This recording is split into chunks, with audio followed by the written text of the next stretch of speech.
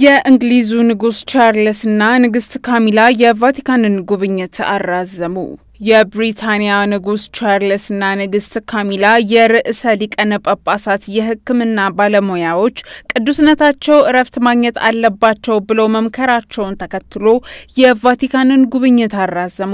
የእንግሊዙ ንጉስና ንግስት ቅዱስነታቸው በመጋቢት 30 ቀን 2017 ዓ.ም ለመጎብኘት ማቀዳቸው የሚታወቅ ሲሆን ርዕሰ ሊቃነ ጳጳሳት በቅርብ ጊዜ ከሆስፒታል መውጣታቸውን ተከትሎ ነው ጉብኝታቸውን ያራዘሙት።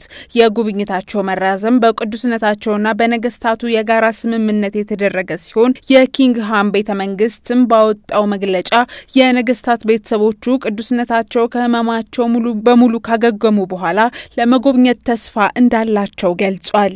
የእንግሊዝ ነገስታት ጉብኝት በዓለም አቀፋዊቷ የካቶሊክ ቤተክርስቲያንና በእንግሊዝ ቤተክርስቲያን መካከል ያለውን ግንኙነት ለማሻሻል ያለመ ሲሆን ነገስታቱ በሚኖራቸውም ቆይታ ከቅዱስነታቸው ጋር በመነጋገር በተጨማሪ የቅዱስ ጴጥሮስ ባዚሊካን መጎብኘትና ከካቶሊክ ደናግላን ጋርም ቆይታ የሚያደርጉ መሆኑን ካቶሊክ ኒውስ ኤጀንሲ ዘግቧል።